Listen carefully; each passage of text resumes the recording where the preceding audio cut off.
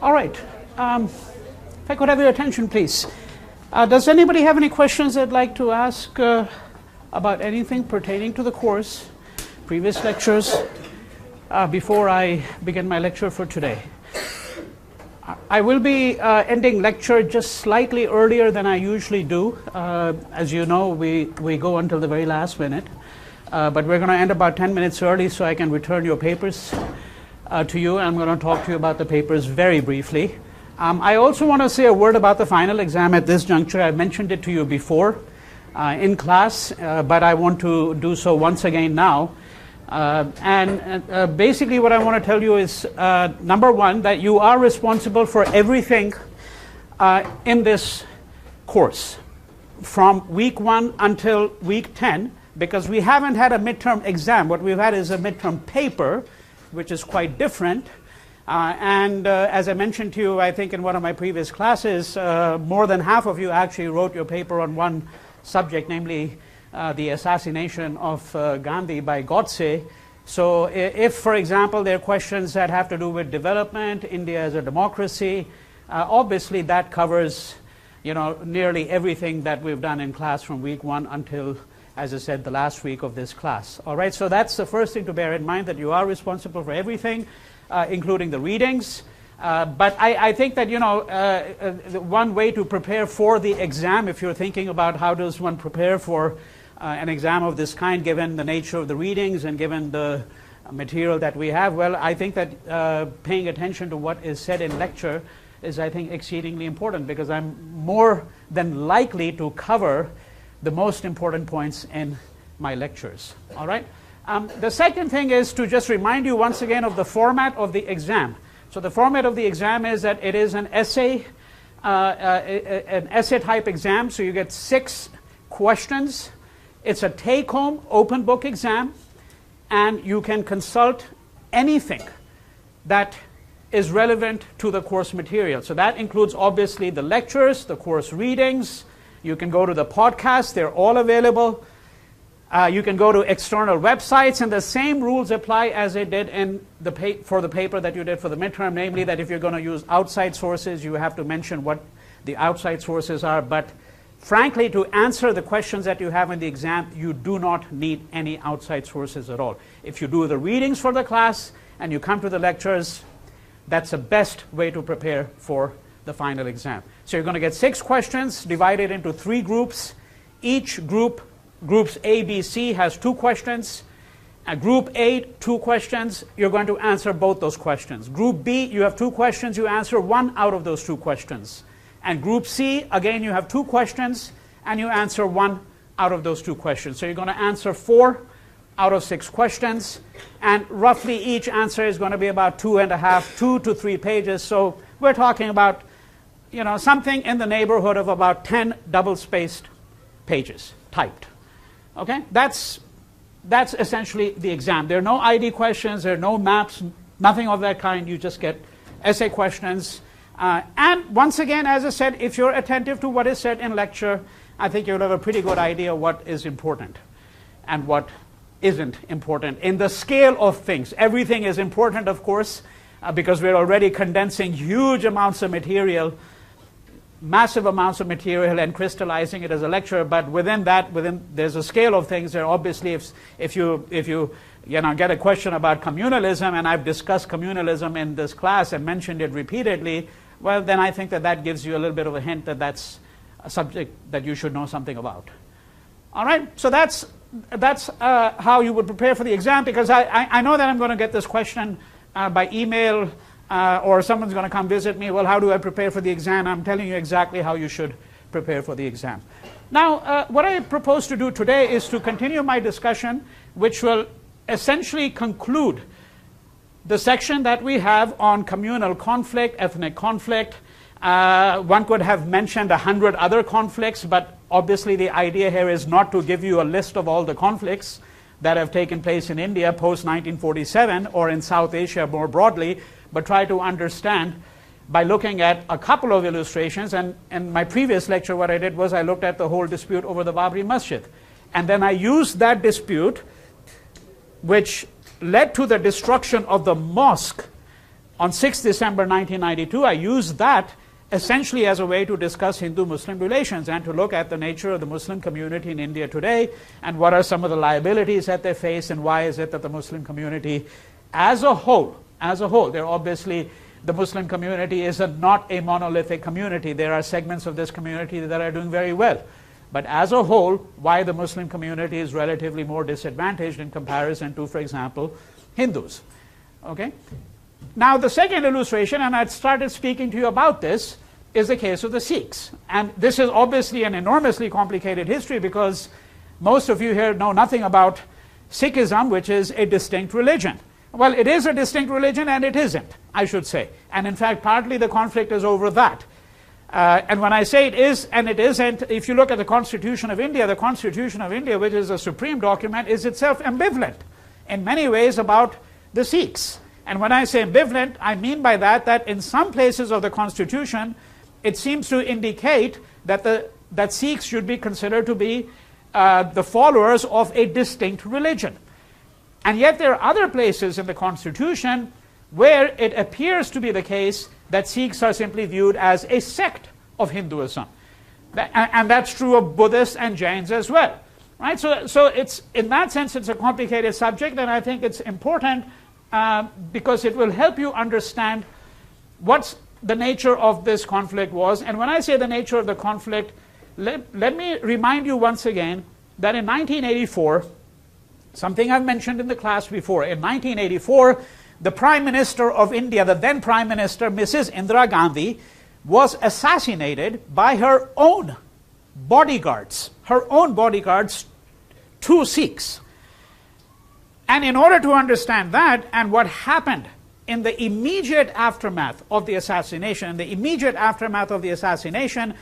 there is effectively a pogrom, okay, that is a targeted killing of Sikhs in North India, much of it in the streets of New Delhi, the capital city. And when I say targeted killing, what I'm talking about is Sikhs being dragged out of their homes and being burnt alive, often on the streets. And the state doing absolutely nothing about it. And this lasted for a good 72 hours before the Indian government finally steps in, takes action, imposes a curfew, brings in the military, and imposes control over it. And in the course of these 72 hours, roughly, we're talking about 2,000 to 2,500 Sikhs who are going to be killed. And this is, again, the finding of many investigative committees and reports. I mean, there's this fantastic little pamphlet that was published very soon after this happened. It's called Who Are the Guilty? Right? And it's published by PUCL and PUDR. PUCL is a People's Union for Civil Liberties.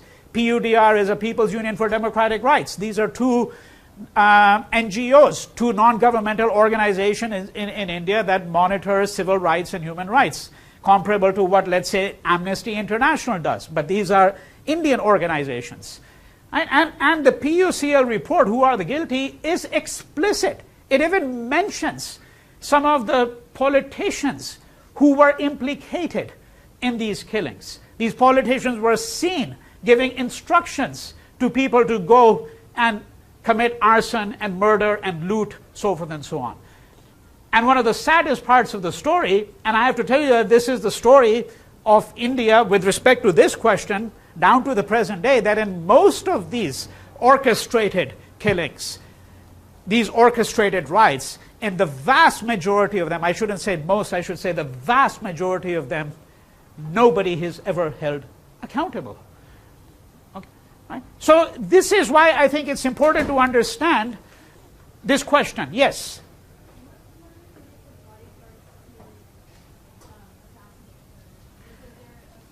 What motive did they have for the assassination? I'll tell you that story. Yeah, because when we go through this systematically, your question will be answered, I'm certain. All right. So now let's go back now. So I had commenced by telling you that the founder of the religion, Guru Nanak, 15th century figure, 15th, 16th century figure, and the Sikhs have 10 gurus 10 teachers as they're called. So this here, by the way, is a wall print. It's also a poster that you find, and you can find this on the internet as well. So you see the 10 gurus on the top over there, and the shrine that you see here is what is called the Golden Temple. So this is the most sacred shrine of the Sikhs. The language here that you see here, this is Punjabi in Gurmukhi script, right? And then there's a little translation given. And who are the Sikhs? I mean, essentially the Sikhs are a group of people who for about 250 years were trying to create an identity of their own. This religion called Sikhism derives some of its elements from Islam, and it derives some of its elements from Hinduism. Right? That is the easiest way to understand what this religion is. So what does it derive from Islam? It derives, for example, the idea of a monotheistic universe, right? That it's a monotheistic religion. The notion of one God, this is unquestionably derived from Islam, but then there are a great many things that Sikhism actually derives from Hinduism as well, including many of its religious practices.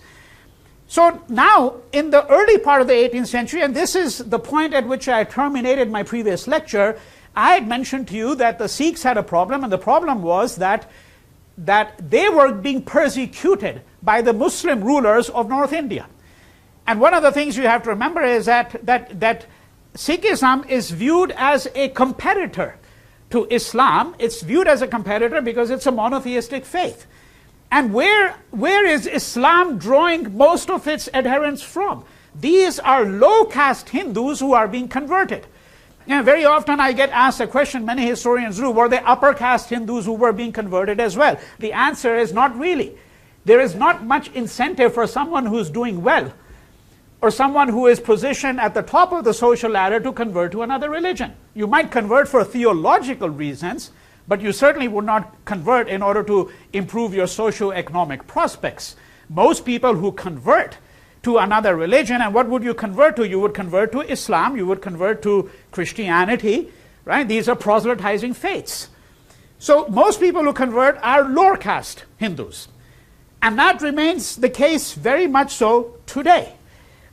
Now, going back to the early part of the 18th century, the 17th century, early part of the 18th century, the Sikhs are being persecuted by the Muslim rulers of North India, and they're partly being persecuted not because Islam is a religion that always persecutes others. One shouldn't arrive at that conclusion. No, they're being persecuted partially because, as I said, they're offering competition to Islam. Okay? So, one of the questions that arises immediately, and it's a question that persists to the present day. That's my interpretation.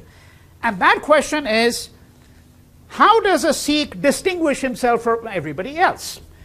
Now, generally, you can argue that practitioners of different religions can be distinguished very often, not always, by the symbols of the faith. Right? So, for example, if you're an upper caste Hindu, well, many upper caste Hindus go through what is called a thread ceremony. And so, you know, if you look at an upper caste Hindu, very often they'll have underneath their shirt, they'll have a thread, which is part of the thread ceremony.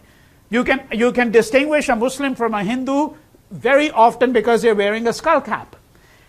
More likely to have a beard, for example.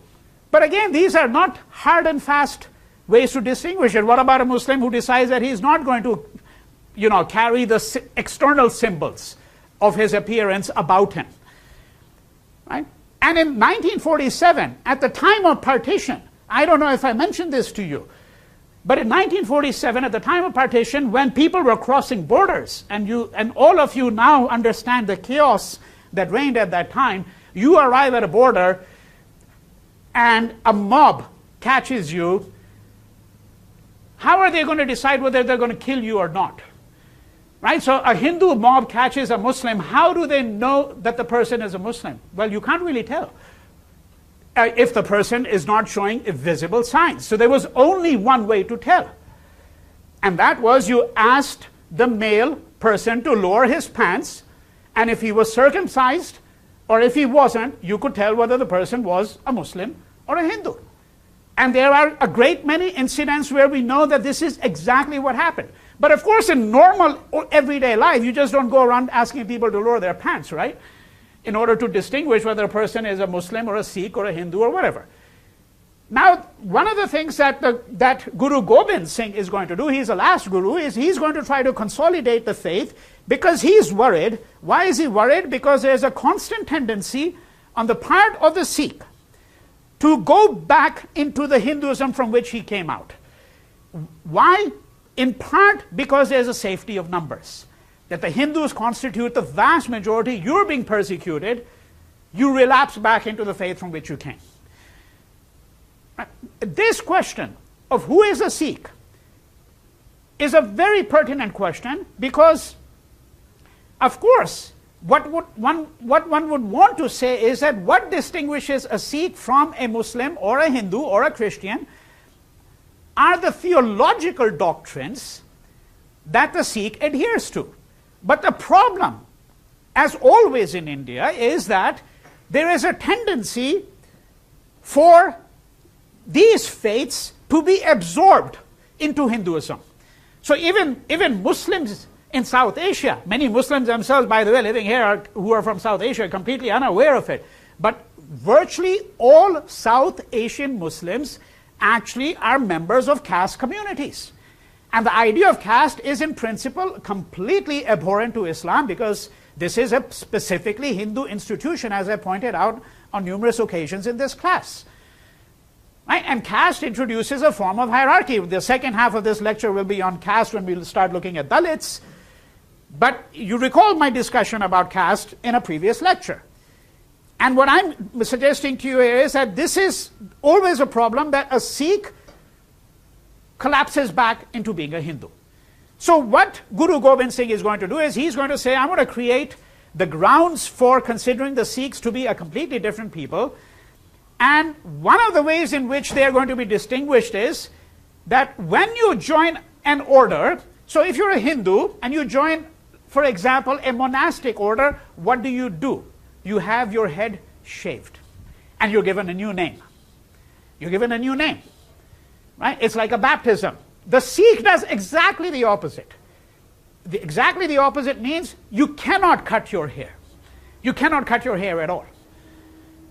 Okay, and so this is one of the 5 symbols of the faith. It's called Kesh. You can read about it in various places. K-E-S. Kesh means long hair.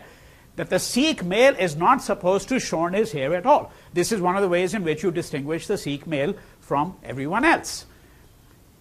Okay, so this is the situation that we're, and so this is what is called the Khalsa. Let me go back to the slide over here. So if you look at the second, Guru Nanak, Guru Gobind Singh and the Khalsa. So the Khalsa is the brotherhood of the pure. This is the institutionalization of Sikhism.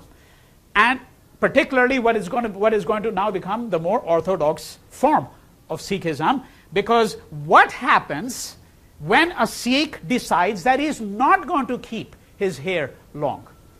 Right, so in 1984, when Mrs. Gandhi was assassinated and Sikhs were being dragged out of their homes, you know what many Sikh males did? They cut their hair immediately. Because if you cut your hair, how would you be distinguished from a Hindu? That was one way to save your life. Now, if you cut your hair, do you cease being a Sikh? And if you said yes, well, then that's a very shallow understanding of the faith, because then we're saying that the only thing that makes a Sikh is the external symbols that he or she carries around him. But are there no real theological differences or philosophical differences between being a Sikh and being a Muslim and being a Hindu? Right? So I hope you're beginning to see what the problem here is. Now, and this, when I say roots of Sikh separatism, this is exactly the problem in the 19th century. There was frankly very few ways other than the external symbols by which you could distinguish a Sikh from a Hindu. And the common tendency was to celebrate your festivals together. In the Punjab, it was very common, exceedingly common. In fact, common all the way until the 1970s for a family which had 2 or more children to bring one up as a Hindu, the other as a Sikh, in the same family. It was exceedingly common. Okay, partially because I'm suggesting to you that the common way in which the Sikhs lived was in fact to share a lifestyle, for the most part, with the Hindus.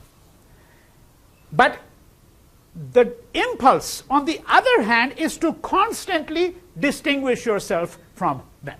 Right? And this is what I mean by roots of Sikh separatism and differentiation from Hindus. So now if you look at the census in 1855, in 1855 and 1881 census enumerations, the Sikhs are classified differently. In 1855, the census says that the Sikhs are just Hindus. The 1881 census says, well, they're not really Hindus, but it doesn't say who they are. It doesn't say how the Sikhs are to be defined. Okay, so you keep on getting this ambivalence.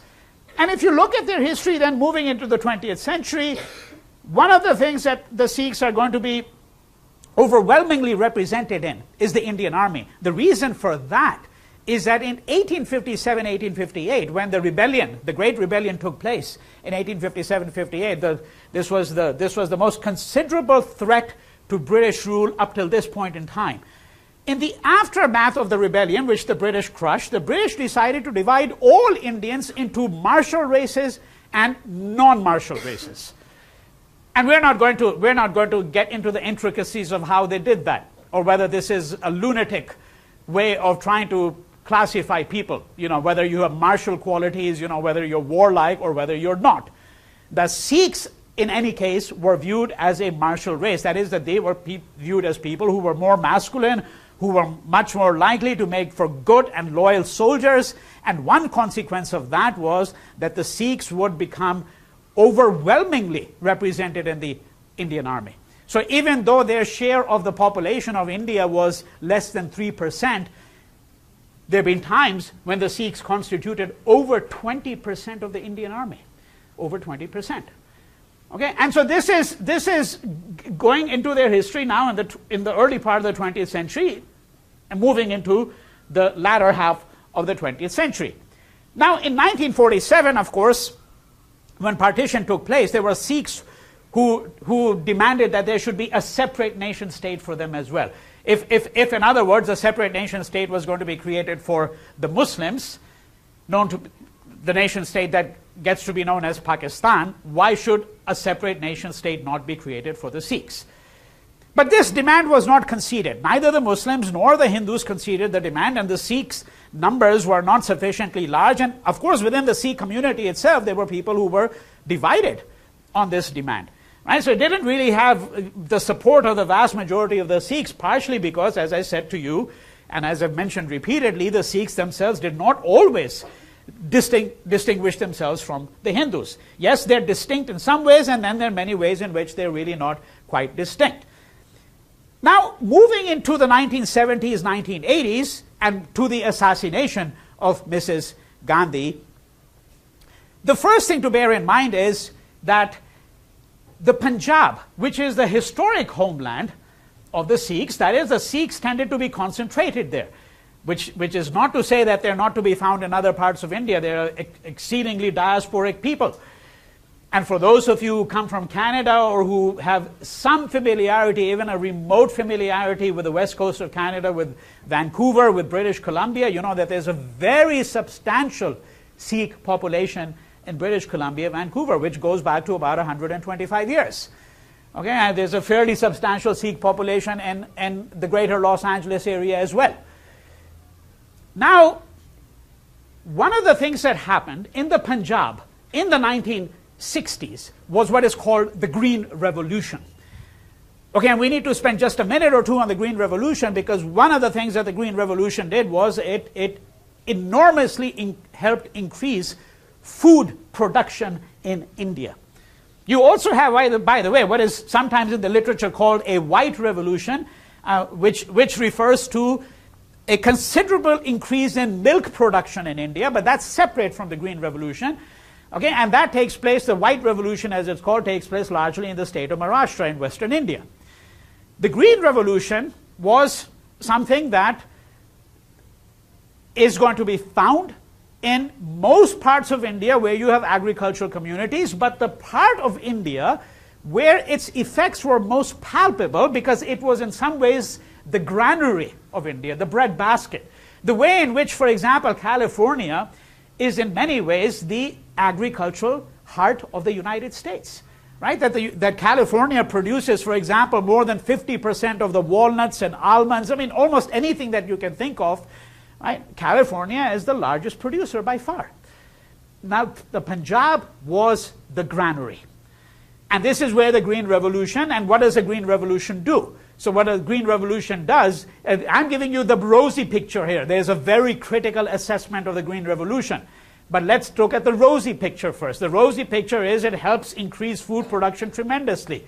How does it do it? It introduces, for example, new kinds of seeds. Okay, the Green Revolution is reliant upon more mechanized farming. And when I say more mechanized farming, that in order to have a considerable increase in food production, what you have to do is you have to consolidate very small properties and make these farms larger. Because, for example, if you're going to use tractors, you cannot really use a tractor effectively if the total area that you have is, let's say, 1/4 of an acre, which is almost nothing. But if you combine 50 farms that were 1/4 of an acre, 1 acre, 2 acres, 5 acres, you combine them all together, you can obviously, from this point of view, you can then introduce mechanized farming. So you introduce tractors, you've got new seeds, you've got hybrid seeds, okay, and of course you improve the sources of water, because most agriculture is going to be either be rain-fed or it's going to be irrigation-fed, okay, through a system of canals, for example. And there is no question that food production went up in India.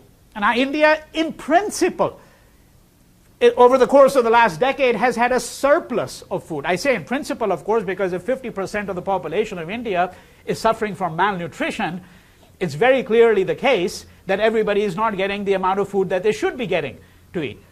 But India can still claim that they have a surplus food production, because what this means is that those who are able to buy the food in whatever quantities they want are able to do so. And then there are people who don't have access to food. And then if you're surplus, it means that you're actually exporting some of your grains. Okay, so food production in India, and I'm not going to give you statistics because you can find that from any source, went up tremendously over the course of the last 3 to 4 decades. The critical view of the Green Revolution, and we'll go back to the Punjab in just a moment, but I'm just giving you the economic picture of the Green Revolution. The critical view of the Green Revolution, and there are a great many critics who have stepped forward in recent years, is that what it did was it depleted the soil dramatically. It put enormous pressure on the soil. And that the mass scale use of irrigation, for example, created bodies of water, many of which were stagnant and then became breeding grounds for mosquitoes, for example. Okay? So there are people who have argued that in the short term the Green Revolution may have been productive for India, but in the long run it is actually detrimental to Indian agriculture. And we're not going to now try to resolve that question. We're going to try to relate it to the Punjab. What it did in the Punjab was it helped to consolidate land holdings. And as a consequence, many smaller farmers were driven out of the business. They could no longer earn their livelihood. To some extent, the unhappiness and dissatisfaction in the Punjab is going to be determined by the Green Revolution. That the consequences of the Green Revolution were it created a new rich class of landlords. And it led to the pauperization of a substantial number of Punjabi farmers, some of whom are now going to become part of that insurrection. So when I say insurrection, what do I mean by that? What I mean by that is the demand for a separate Sikh state, which is going to be called Khalistan. And one of the persons who is the proponent of Khalistan, in fact, he is the most well-known proponent of Khalistan, his name is Jarnail Singh Bhindranwale. So who is Jarnail Bhindranwale? He's an itinerant preacher in the 1970s.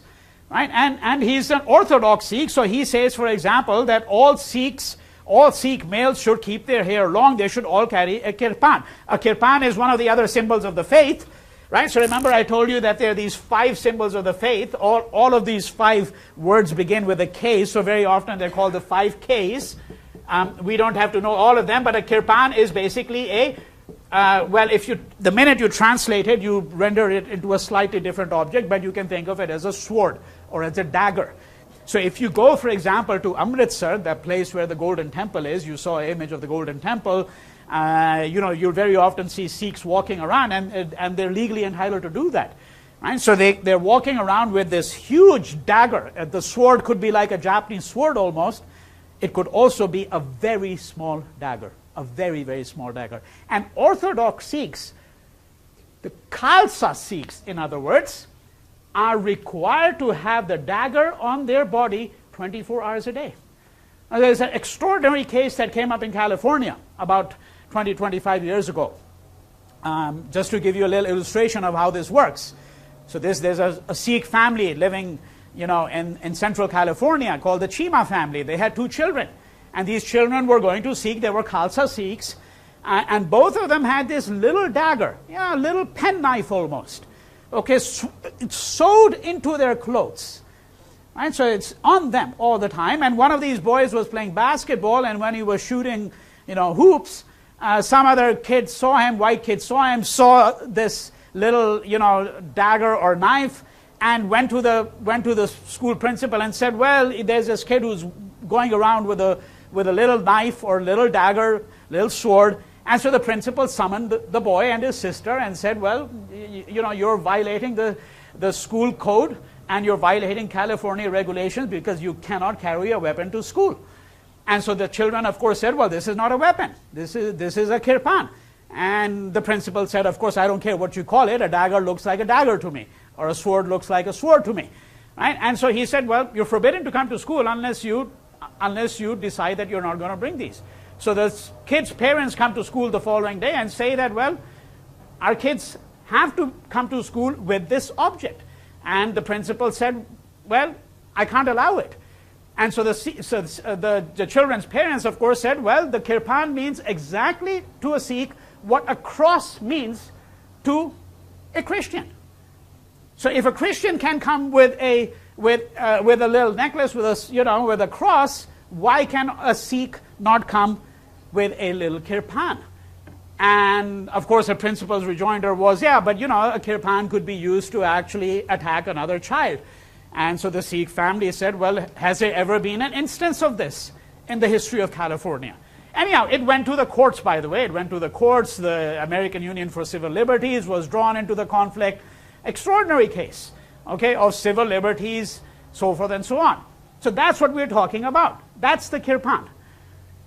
Right? Now, Bhindranwale, he says all Sikh males should carry the symbols of their faith. And one of the things that's going to begin to happen in the 1970s is that those Sikhs who have abandoned the symbols of the faith, that doesn't mean they've abandoned their religion from their point of view. It's simply that they've decided that, hey, well, I don't want to be going around seen with a kirpan, nor do I want long hair and a long beard. Right? And of course, those who were living in the United States said, well, I can't really be working on Wall Street with this kind of beard, for example. Right? So many of them just said, we're going to sever the symbols from the religious content of the faith. And Bhindranwale said, well, no, once you do that, you've left the faith effectively. So this is now going to become a conflict within the faith. Of course, the demand for Khalistan has many other aspects to it. And it has, for example, a linguistic demand that Punjabi should be recognized and be given the same status as Hindi or Bengali or whatever, that Chandigarh, which was the joint capital of 2 Indian states, Punjab and another state called Haryana, that in fact it should be the capital only of the Punjab. Okay, so one of the demands, one of the more unusual demands, for example, that the advocates of Khalistan raised was that all Sikhs should be allowed to board Air India flights. They knew that this demand would not work vis-a-vis British Airways or United Airways or American Airlines, but Air India and Indian Airlines, these are domestic these are Indian carriers. They said all Sikhs should be allowed to carry a kirpan on board. And of course, no nation state is going to permit its citizens to go and carry arms on board. And of course, their claim was, oh, these are not arms. Well, if you've got a sword that's 5 feet in length, what is it? right? And there's an interesting set of questions to be raised about it.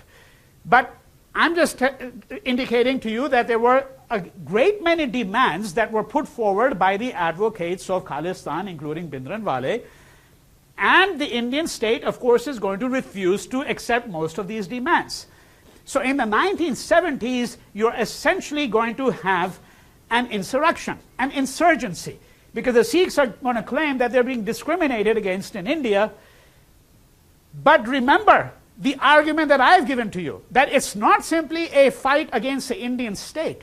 It's a fight within the religion between the Khalsa Sikhs, that is the Orthodox Sikhs, and the so-called moderate Sikhs, who have decided that the external symbols of the faith can be abandoned, and you do not in any way, therefore, jeopardize your status within the religion.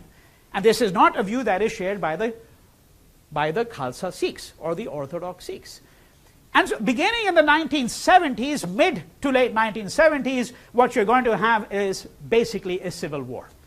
In the Punjab and in neighboring areas, there are going to be bomb explosions in Delhi, for example, frequent bomb explosions on buses, right? And this is going to continue to accelerate this trend. In the 1980s, Bhindranwale is going to hole up inside the Golden Temple. So this is going to become extremely controversial. So this is the Golden Temple, by the way. So this is the most sacred shrine of the Sikh faith in the city called Amritsar in North India, only 15 miles from the border with Pakistan, right? And this is, as you've already seen this, and this here is a photograph of what they found inside the Golden Temple. So in 1984, Bhindranwale and a large number of militant Sikhs, they are going to basically be holed up inside the temple. They're going to conduct these attacks, guerrilla attacks, if you want to call them that.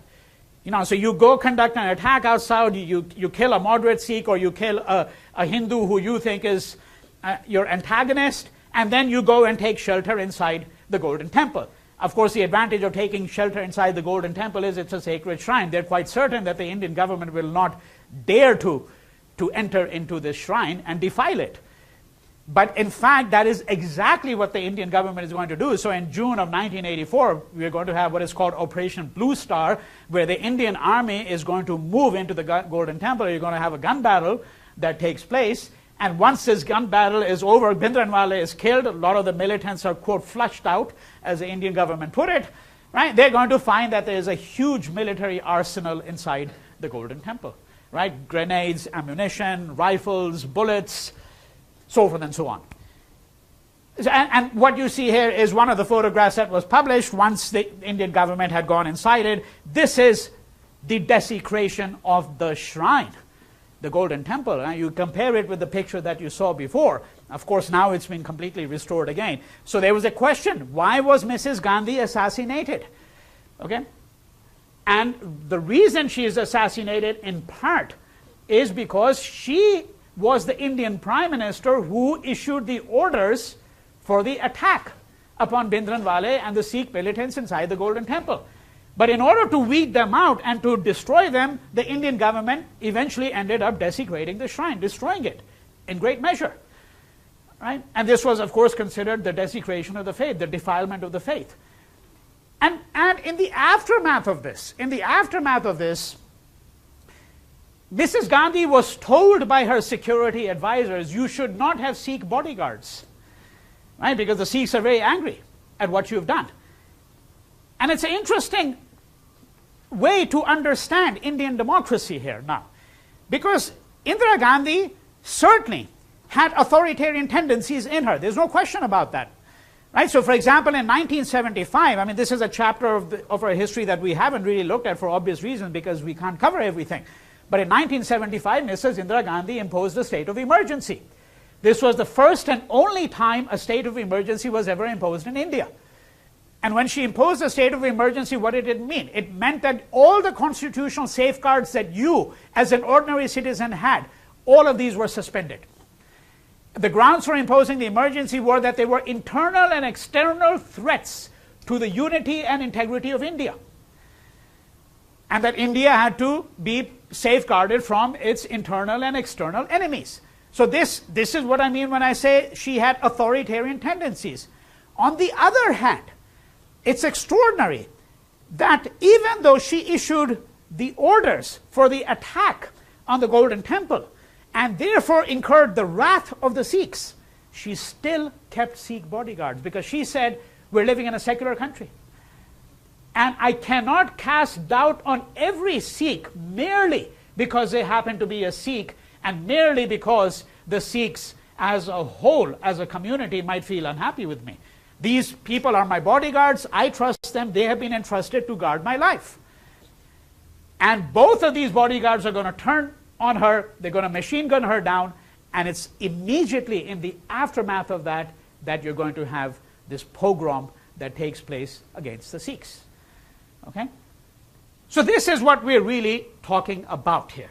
And I think in order to understand this conflict, let me just summarize it very, very quickly. Some of the things that you need to think about. That I'm suggesting to you that, that most people will view it simply as a conflict between Sikhism and Hinduism, or as a conflict between the Sikhs and the Indian state. And there is no question that there are elements of that, right? There are elements of that in this.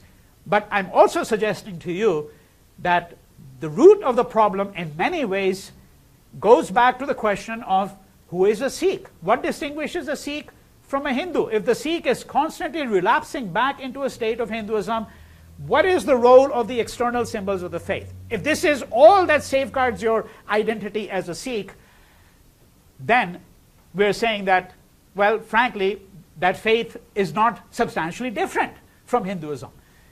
And what happens when you abandon the symbols of the faith completely? Right? You cut your hair. They're called Mona Sikhs, the people who cut their hair. You don't have any beard. You don't wear a turban. You don't carry the kirpan with you. Do you cease to be a Sikh then? This question remains somewhat unresolved in India down to the present day. Right? So a conflict that appears to be simply a conflict between the Sikhs and the Indian state, or appears to be, as some people were likely to argue, a conflict between Hindus and Sikhs, perhaps is much more complex than that.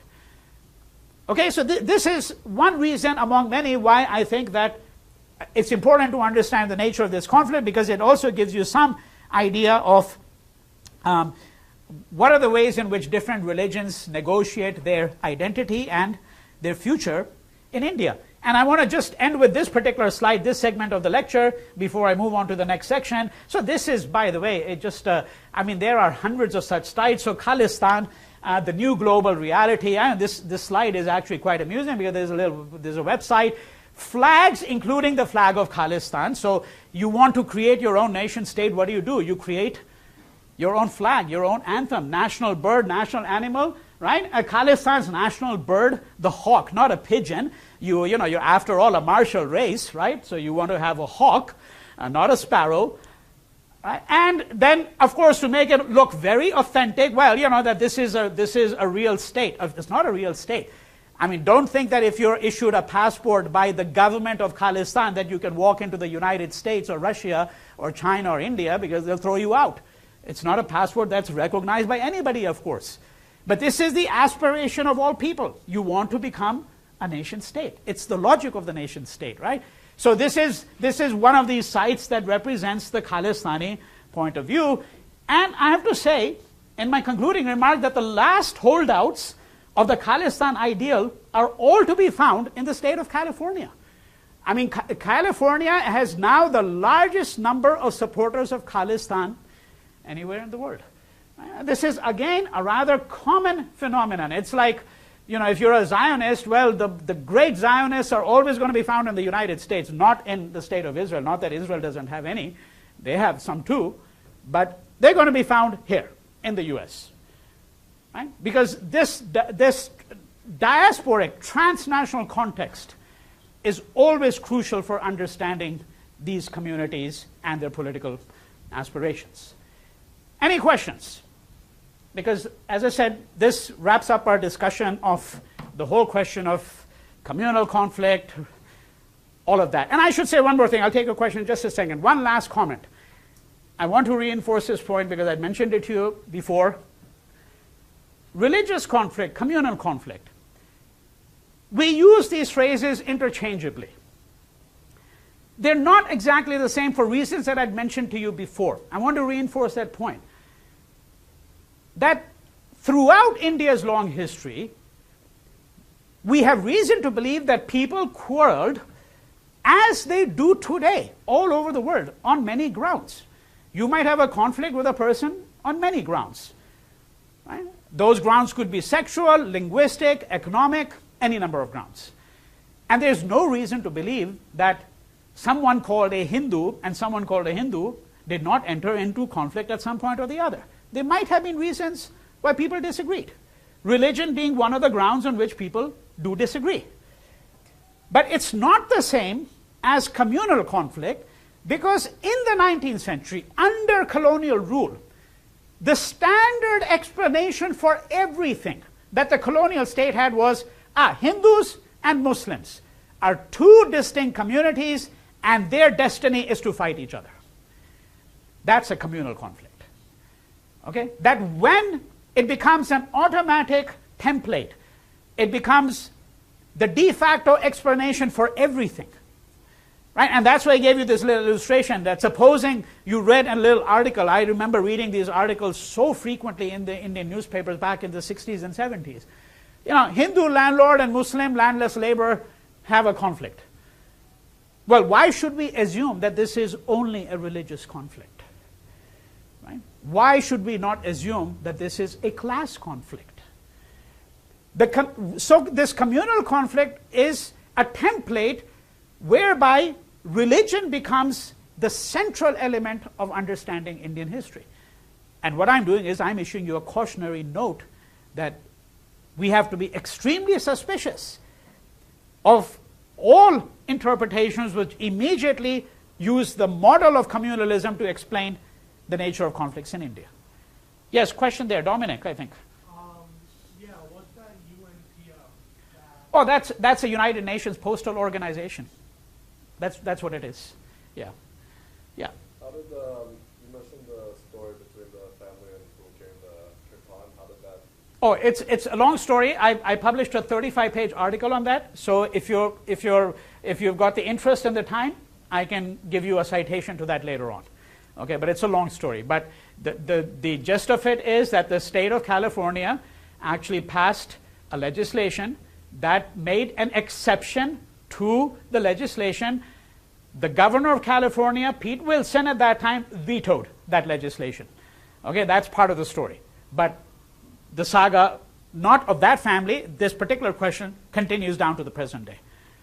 Okay?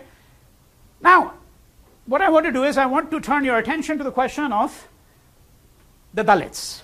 And you have for this week, in part, this reading. I had mentioned to you that for those of you who picked up the book, so it's got 4 modules or sections, and I said read any 2 of your choice. I hope that some of you will read the whole book, maybe not now because I'm sure you've got other classes and other compelling things to do, but at some point, because I think that these are short selections and I think they've been very carefully chosen. And some of the pieces are actually quite gripping, I think. But I want to say a few things. I'm not going to be able to conclude my discussion of the Dalits today for obvious reasons. But I want to, before I get into the question of the Dalits, so and who are the Dalits? The Dalits are the people who are at the lowest rung of Indian society. Right? And you might recall my discussion of caste a couple of weeks ago. I pointed out to you there's this textbook view, there are these 4 castes, and then there is the ground view. And that the ground view and the textbook view may not be the same. The illustration I'd given was that the textbook view might say that, well, a Brahmin should keep a distance of 50 feet or 100 feet from a Shudra, because otherwise he'll get contaminated. But the ground view, of course, is that if you're living in, for example, an urban setting in India, right, and you're traveling on a bus together or a train, well, you know, and the person next to you might be a Brahmin, you might be upper caste, and you might be surrounded by lower caste people, by Dalits, by Shudras, all the time. Right? So there's obviously a difference between the ground view and the textbook view. There may be instances where it coincides. So, for example, many people would argue that one of the places where the ground view, that is what actually happens on the ground, and what the textbooks say, one of the places where they coincide is, for example, the taboo on intercaste marriage. Right? That what is the degree to which intercaste marriages take place in India? Do they take place at all? Some people have argued, for those of you who keep an interest in Bollywood, there's this actor called Saif Ali Khan, a well-known Indian Muslim actor in Bollywood, one of the reigning stars of Bollywood, and about 15 days ago he wrote an op-ed piece for an Indian newspaper, was circulated widely, where he says that we have to follow what Ambedkar said, because Ambedkar said that the only solution to the problem of caste is intercaste marriages. I am not, by the way, fully persuaded of that argument myself. Right? Just as I'm not fully persuaded that the only way, or that the best way to ensure good racial relations between black people and white people are interracial marriages. There may be contexts in which that may be true, and there may be contexts in which it's not true. I'll give you an illustration, nothing to do with India, but just so long as you understand the nature of the problem. I'll give you an illustration from a country that I've studied at considerable length, and that is Rwanda in Africa. Right? So in Rwanda, as some of you might know, in 1994 there was a genocide which killed 800,000 people in 3 months. So in Rwanda you have two dominant groups of people, the Tutsis and the Hutus. Okay? There's a third group of people, they're minuscule in number, they're called the Swa, we don't need to worry about them. So in 1984, to cut a long story short, when this genocide took place in the spring of 1994, the Hutus, who are numerically much greater in number than the Tutsis, committed a genocide and killed about 800,000 Tutsis. Now, there are a number of very interesting things about this, but I only want to mention the one that is pertinent to my argument here. And that is that there was a very high rate of intermarriage between the Tutsis and the Hutus. Unlike in India, where there is an extremely low rate of intermarriage between Hindus and Muslims, and between the upper castes Hindus and lower caste Hindus. Okay? Extremely low rates.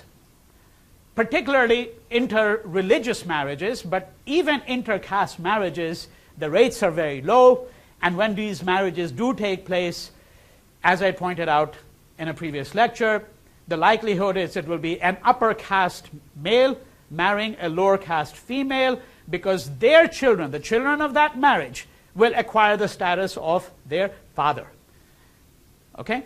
So that's why you are going to find very few instances of upper caste women who are going to marry downwards. Just as you're going to find very few instances of highly educated women in this society who are going to marry downwards. Very few. Most of them are going to marry men who are going to have at least the same educational status as they do. And then, of course, you get into the problem of what happens to the marriage pool. Okay? Because if they're highly educated men who are going to marry women who are not that well educated, right? So you have to look at those contexts as well. That what happens to a marriage pool when you have certain kinds of marriage situations. We'll get into that later on when we look at what is called endogamy. But this illustration is important only because I'm suggesting to you that the fact that there were a great many Tutsis who were married to Hutus, this did not save the Tutsis from being massacred when the genocide took place in 1994. Okay? So, but this is not an argument against intercaste or interreligious marriages. I want you to be very clear that I'm not arguing for anything like that. I'm simply suggesting that I'm not completely persuaded that intercaste marriage is the only way or the best way necessarily of trying to resolve what are going to be caste conflicts. Okay? So, in 1947, now let's go back to independence. In 1947, at the time of partition, and in the immediate aftermath of that, as you all know, the Constitution is drafted. And the Constitution stipulates that there will be reservations. Reservations. So reservations means that a certain percentage of seats in educational institutions, in government jobs, will be reserved, will be set aside for disadvantaged people. And who are the disadvantaged people? So the disadvantaged people are initially listed as SCs, that's scheduled caste. I explained that in a previous lecture, so I'm not going to go over it again. STs, which means scheduled tribes. Okay? And the people who are called the Harijans, which is Gandhi's name for the untouchables.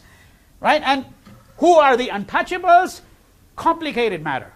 Because the old Indian texts do not mention a fifth group of people. So they mention, of course, the Brahmins. You remember let me just write down these words quickly. Brahmins, who are the priestly caste, then you've got the Kshatriyas, the high-level administrators, warriors, all of that. Vaishyas, traders, shopkeepers, entrepreneurs, and then the Shudras. Okay, sometimes with a H over here, Shudras. The untouchables, or Harijans, children of God, as Gandhi started calling them in the 1920s. Post-1947, they're officially known as the scheduled castes because they're mentioned in an appendix or schedule to the Constitution. The same group of people here that we're talking about. Okay, and now known by the name of Dalits. Okay, they are not mentioned in this textbook view that we have of caste. So how did this fifth caste arise? Well, there are lots of theories about that. We won't be detained by those theories because then we'll have to really get into the whole history of caste and so forth and so on. But some of the theories have to do with that the Shudras themselves started to fragment and splinter, and those who were worse off became the fifth caste. There are some theories about the fifth caste being people who were the children of illegitimate marriages, so forth and so on. Okay, but at some point, a further fragmentation takes place. And then you get, as I said, the fifth, also called the Panchama, which is the fifth group or the fifth caste, and now known as the Dalits. So in 1947-50, when the Constitution is being written, and the person who is the chairman of the drafting committee, his name is B.R. Ambedkar, himself a member of the Dalit community. He's a Mahar. Mahar is a caste community from Maharashtra. Okay, and I think it's interesting that the job of drafting the Constitution is entrusted to a Dalit. He's not the only one. He's a chairman of the drafting committee. There are others who help him draft the Constitution, but there's no question that his imprint on the Constitution is visible, right? So 1947-50, reservations are officially put into the system, that a certain percentage of seats are going to be reserved, and they're going to be reserved because these people who are the beneficiaries of these reservations belong to historically disadvantaged communities, and there must be some way in which they can now be raised in that society so that they can become equal citizens. And Ambedkar himself was optimistic enough to believe that these reservations would only be necessary for 10 years. All right? Only for 10 years. And subsequently he changed his mind because when the period was drawing to a close, he saw, of course, that it had done nothing really effectively to resolve the issue. Because we're not talking about a handful of people here, we're talking about tens of millions of people who are going to be impacted by, this reservation policy. That towards the end, he says, we're going to need it for another 30 years. We're going to need reservations for another 30 years. All right? And I think there is no one in India, unless, of course, a person is in principle opposed to reservation, just as there are people who in principle are opposed to affirmative action in the United States. So unless you are, for ideological reasons, completely opposed to that idea altogether, but if you're not opposed to it, there is no one who thinks that we're going to be able to resolve the question of caste inequality by reservations or by eliminating reservations in the next 20, 25 years. There's no one who has such an optimistic assessment today. And when I say historically disadvantaged, I mean by that, of course, that these are people who belong to communities that have been disadvantaged for centuries. And when I say disadvantaged, what do I mean? That they have no access to education, they have no access to, and of course somebody could say, well, who had access to education in 1800? So, right, in 1800, the idea that there would be mass education was completely unknown.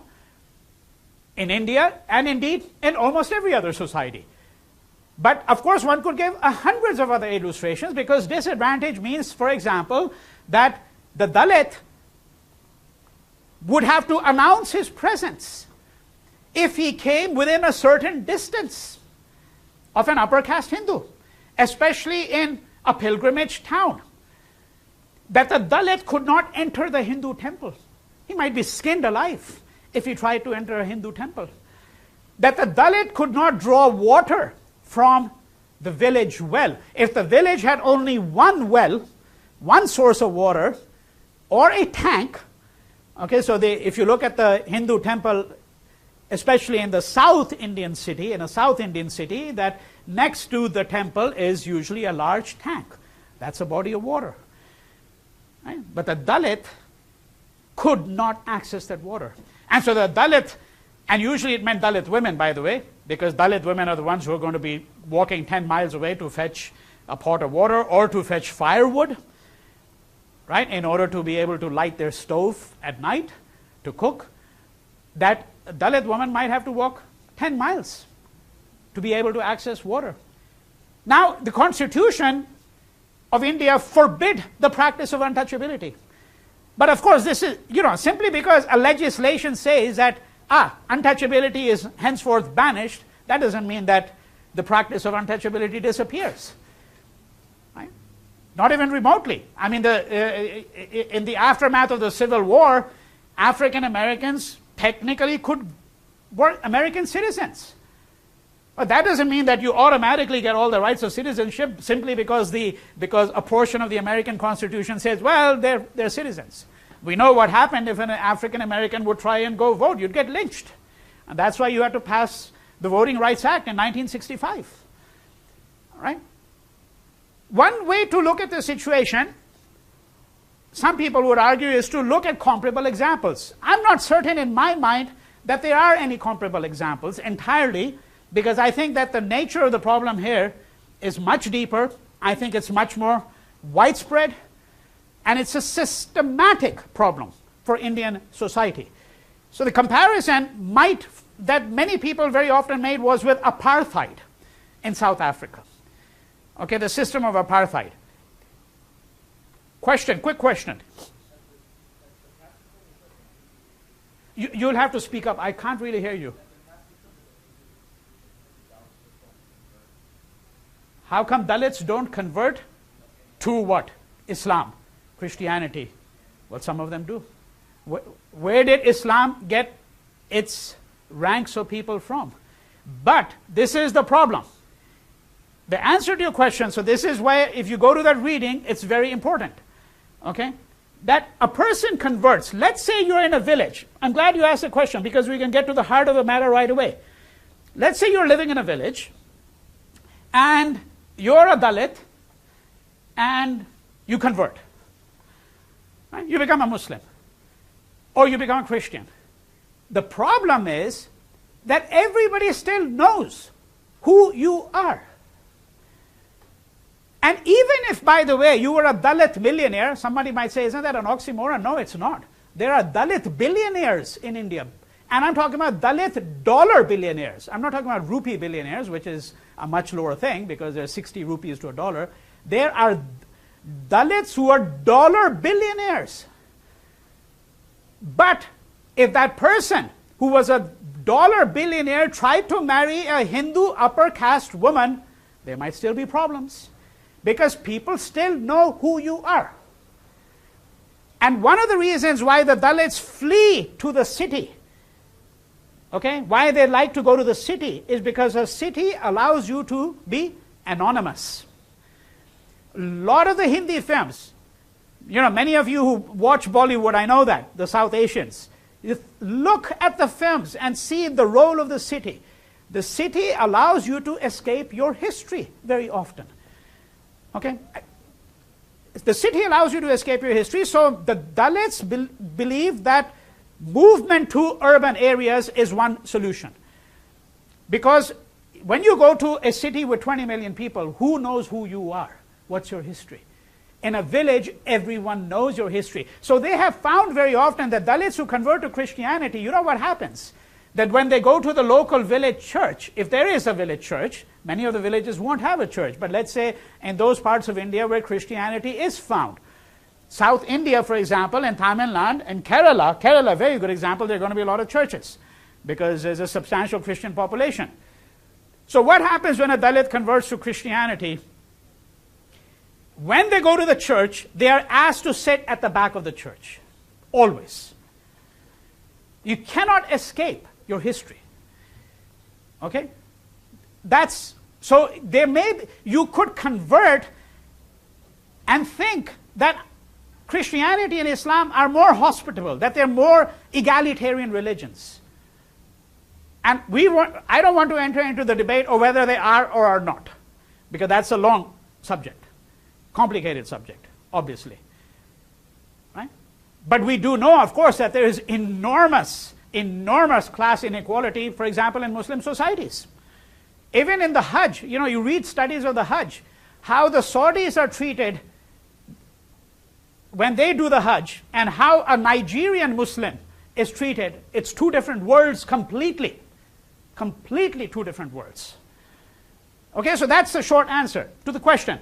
So what I want to suggest, therefore, is this, that when you go back to the 47-50 period, we're talking about, okay, reservations is one way in which and I've described to you what are the disadvantages that a person suffers from.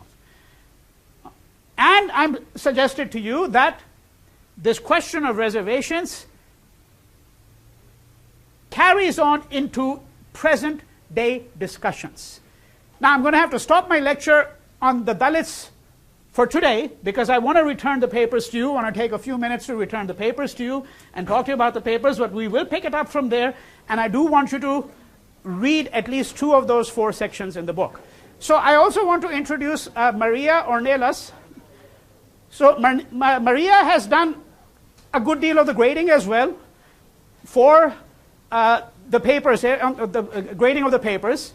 And as I mentioned to you in my previous class, in one of my previous lectures, that there will usually be an initial next to your grade, and if it's VL, it's obviously my initials, and if it's Maria's, it's MO, so you'll know who's done your grading. There are a few papers where you'll see comments in 2 different handwritings, because there's some of the papers that she graded which I also reviewed, and so therefore you might see that there are 2 different sets of handwriting, but that's not true for most of the papers. All right? Now let me just say a few things about the papers. The first is, most of you did not follow the instructions about what you do when you turn in a paper. 95% of you did not bother to proofread your papers. I mean, there are papers literally where there isn't a single sentence that is a correct specimen of the English language. I'm serious about it. And I'm not saying that's true of all of you by any stretch of the imagination, but there are papers where if I sat down with a red pen, every sentence has some error of grammar, syntax, that is your structure, diction, vocabulary, spelling.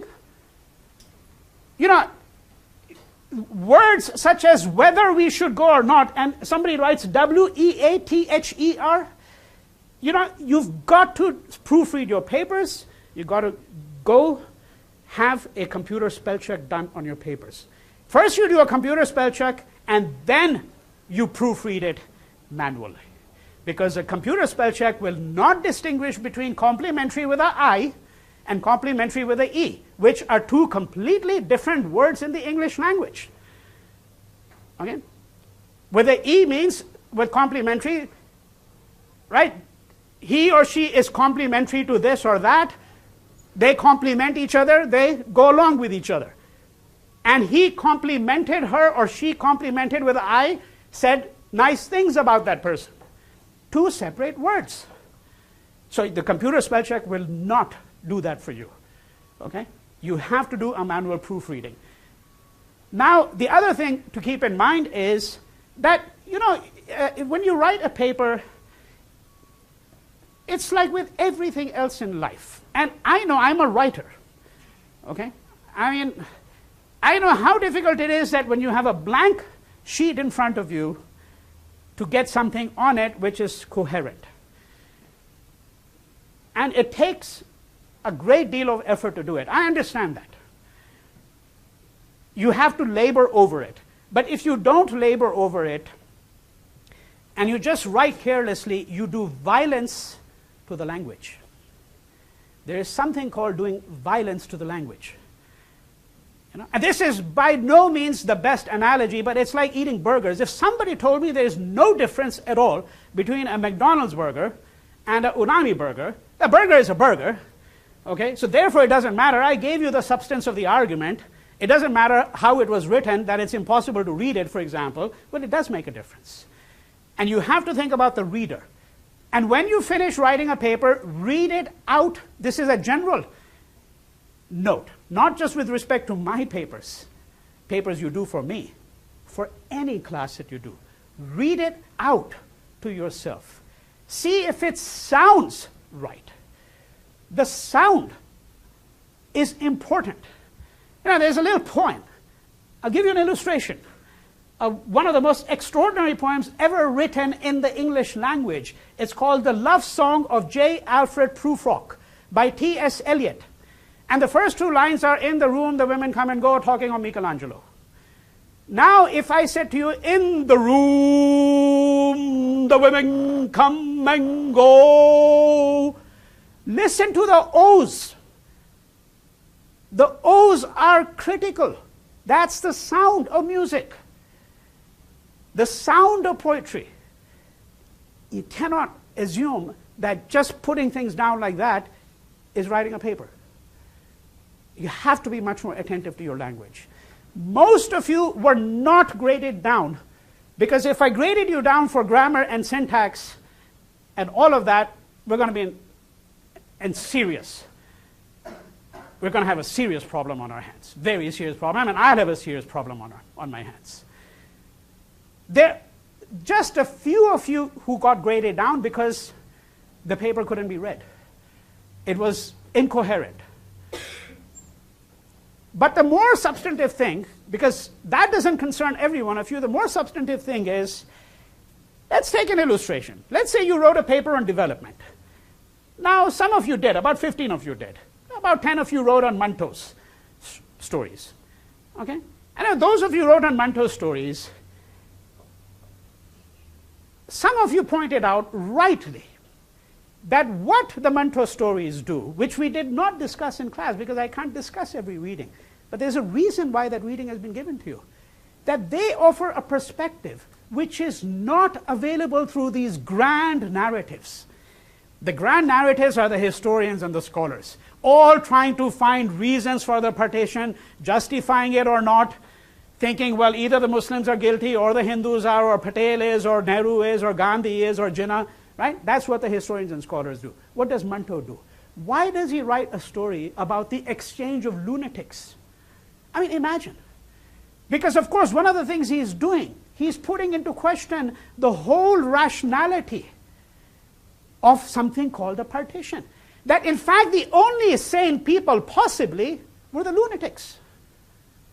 Now, you've got to start interpreting the stories. Most of you wrote on Manto, what you did was you gave me a description or a summary of the story. That's not going to really suggest why Manto is offering a perspective that is not available. 2 or 3 of those short stories are enough to give you a completely different perspective on the partition. So you have to struggle, endeavor to be a bit more analytical. And lastly, before we hand out the papers, for those of you whose papers are graded by Maria, this evening sometime between 4 and 6, I'll send you an email to the entire class.